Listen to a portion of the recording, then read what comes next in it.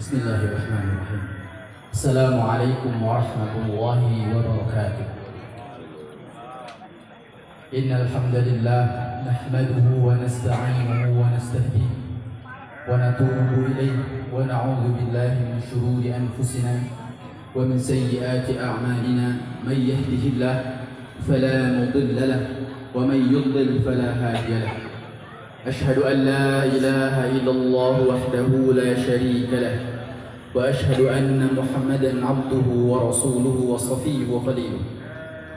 Allahumma salli wa sallim ala Muhammadin wa ala alihi wa ashabihi. Allahumma zid wa barik anhum.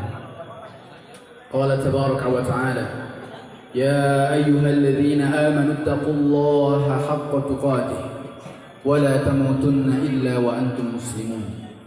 Alhamdulillah, segala puji bagi Allah Subhanahu wa ta'ala atas limpahan nikmat-Nya sehingga segala niat baik kita menjadi terlaksana. Segala puji bagi Allah Subhanahu wa ta'ala atas rahmat-Nya semua keinginan baik kita dapat terwujud. Kemudian juga salawat dan salam semoga tercurahkan pada Nabi kita Muhammad sallallahu alaihi wasallam. Alhamdulillah, kepada Kang atau Ananda Andi Pratama yang akan meminang Teh Devita Nurul Ihsan, maka ingatlah bahwasanya Allah Subhanahu wa ta'ala menyebutkan dalam Al-Quran pernikahan dengan istilah mitsaqan ghalidha.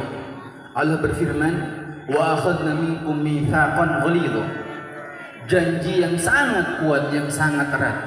Bagaimana tidak, Kang Andi tidak pernah merawat Teh Devita sejak kecil, tidak pernah menyekolahkan, tidak pernah membiayakan segala jenis kehidupan di tangan orang tuanya.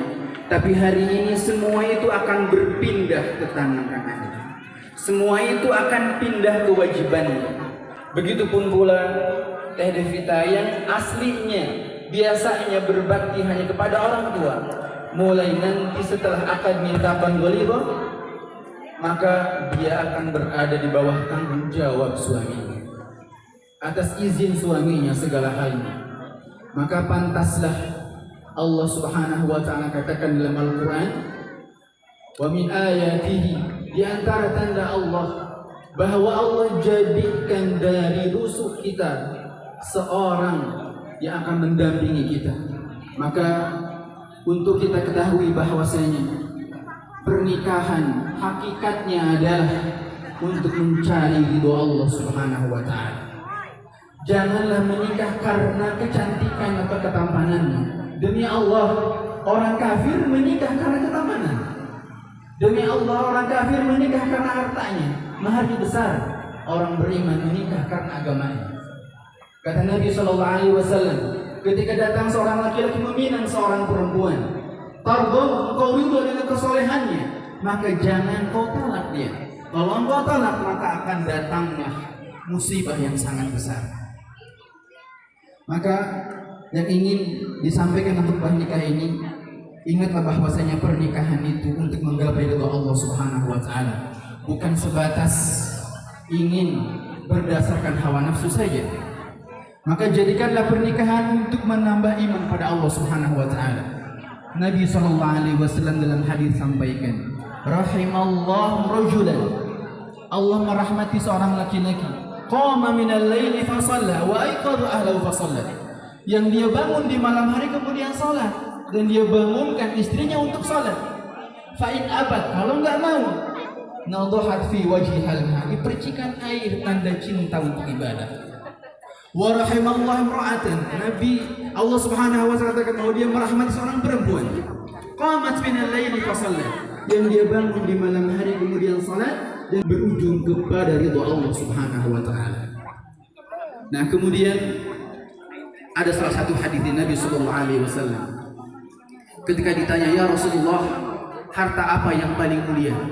Kata Nabi sallallahu alaihi wasallam, lisan dzakir wa qalbun syakir, hati atau lisan yang berzikir kepada Allah dan hati yang bersyukur, wa zaujatun mu'minatun tu'inu ala amril akhir, dan istri yang beriman yang saleh yang mengajak suaminya untuk beribadah pada Allah Subhanahu wa ta'ala. Itu inti pernikahan. Nah, kemudian teringat salah satu nasihat Imam Ahmad ketika Imam Ahmad mewakili anaknya menjadi wali untuk meminang seorang muslimah. Berkata Imam Ahmad, "Ya Abdullah, inna zawjataka asir." Wahai Abdullah anakku, istrimu nanti setelah akan menjadi tawanan buatmu. Mau kemana pun dia izin. Maka dari itu fa'ahsin ilaiha, jadikanlah orang yang terbaik untuk tawananmu itu. Jangan jadikan tawanan susah dalam hidupnya. Berikanlah yang terbaik. Nah, kemudian Pak Mandi dan Teh Devita, terakhir kita perlu ingat bahwasanya dari tadi kebanyakan dinasihati untuk mempelai pria saja. Bagaimana mempelai wanita? Maka perhatikanlah sabda Nabi SAW. Kata Nabi SAW, perempuan yang soleh seperti apa? Kata Nabi, "Idza ra'atka sarratka." Ketika engkau melihat dia, engkau gembira, engkau senang. Artinya berdandan ya. Maka seringkali para suami bertanya, "Wahai istriku, mau kemana engkau dandan?" Padahal mungkin karena setiap hari tidak pernah dandan, maka mungkin setelah menikah nanti jangan di hari ini saja cantiknya, gitu ya. Maka di hari-hari selanjutnya berdandanlah untuk suami. Karena demikian akan menundukkan pandangan suami. Dan jagalah harta suamimu dan kehormatannya ketika dia sedang tidak ada di rumah. Dan kemudian yang terakhir firman Allah Subhanahu wa taala. Allah berfirman, "Ya ayyuhalladzina amanu la yahillu lakum an tarithu nisaa karha." Tidak boleh orang beriman kalian mewariskan sifat buruk keterpaksaan untuk pasangan. Entah suami kepada istrinya menampilkan sifat buruk ataupun sebaliknya, maka dilarang dalam Islam. Berbuat ihsanlah. Karena kata Nabi SAW, "Khairukum khairukum li ahli." Orang yang terbaik dari kalian, yang terbaik untuk keluarganya. Maka seringkali ada orang baik dengan tetangganya, di tempat kerjanya, tapi buruk dengan istrinya. Janganlah menjadi orang seperti itu. Karena sebaik-baik suami orang yang paling ramah dengan istrinya, orang yang paling sayang dengan keluarganya. Maka jadikanlah rumah tempat ternyaman, tempat terindah untuk kembali. Jadikanlah rumah tempat di mana ada sakinah, kenyamanan, sehingga Allah akan bimbingkan yang selanjutnya, mawaddah warahmah. Begitulah firman Allah Subhanahu wa taala.